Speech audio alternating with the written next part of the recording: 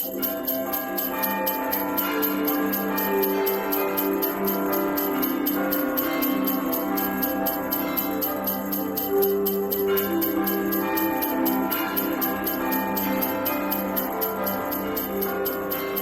Merry Christmas. It's Dave from cheapwinefinder.com.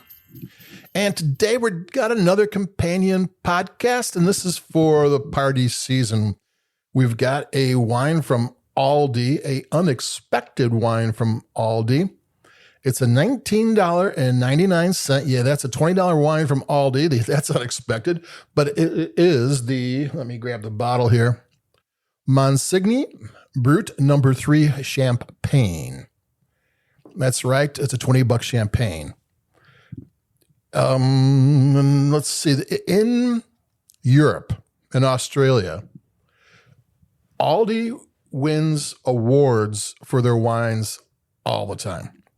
I mean, they're always doing something. I mean, they're the bang for the buck wine, the wine sellers of those regions. That's just who they are. In the United States, not so much. I mean, I've had some good wines from ALDI, but, and bang for the buck, but they're not winning awards around here for whatever reason. But in Europe, this wine has been around for maybe 10, 12 years, this champagne.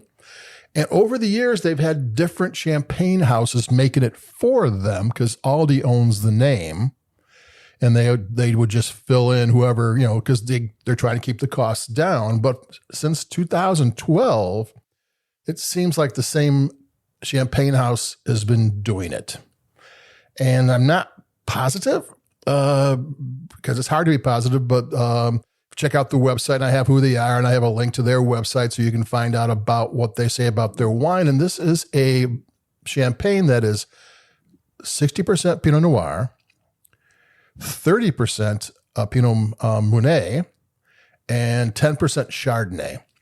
And that's important because there was in Europe, there was an international wine festival that this ALDI Bubbly won best of class. It beat $40 and $50 champagnes.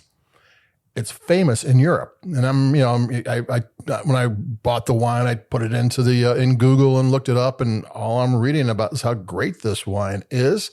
And then I start reading about, the different people have made it, though it seems to be for a good 7-8 years, the same people have made it. And then I look, it's a different blend, and that means something. These non-vintage wines, one of the reasons they make them non-vintage so they can taste the same every year, year in, year out. But in this case, I get that it could change because they're having to make wine for American market rather than the European market. So they have to come up with a different blend that meets the price criterias and blah, blah, blah. So I understand what they're good. And I think it's the same production house or a champagne house that made the award-winning wine, but I wasn't positive.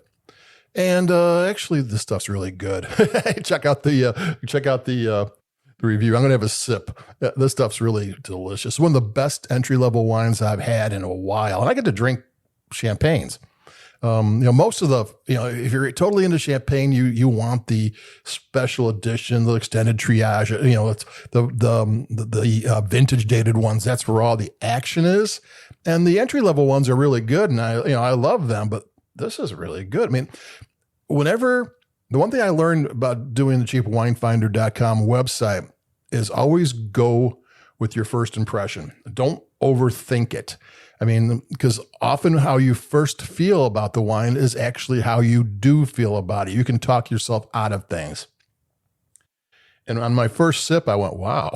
So I'm thinking, okay. No, I love Pinot Noir-based champagne, and this is a Pinot Noir-based champagne. So, I kind of like that better. If you're a Chardonnay person or whatever, you might prefer a different style, but that doesn't take anything away from this bubbly. And I'm going to take a sip. Hold on.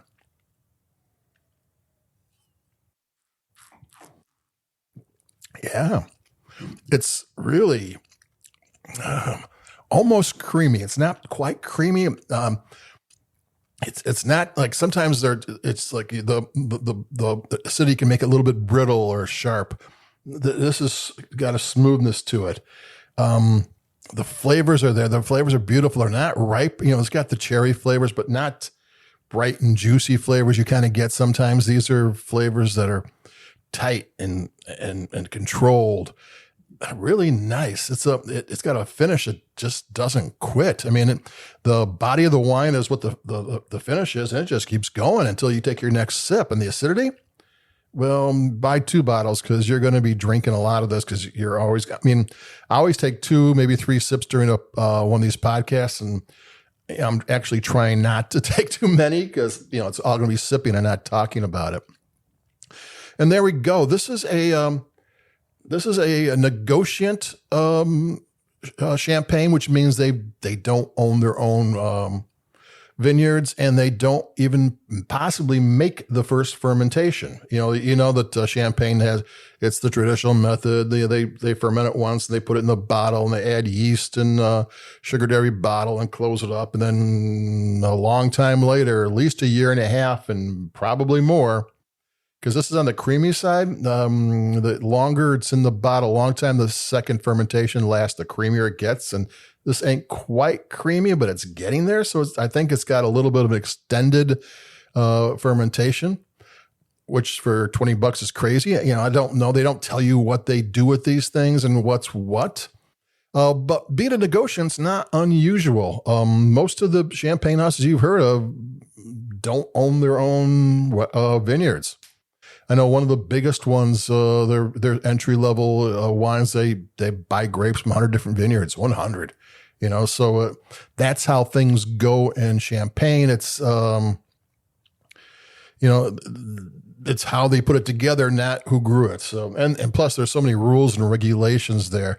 Champagne has been a prestige item for a long, long, long time.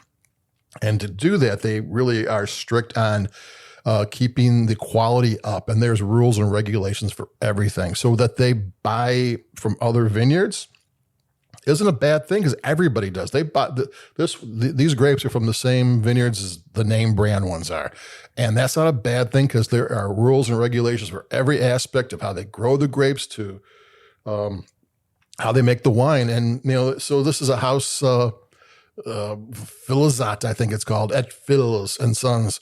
It's they have the exact same equipment as everybody. Champagne used to be really hands-on and labor, a lot of labor to make the wines, but not so much anymore. Everything's kind of been modernized. So everybody's got access to the same equipment.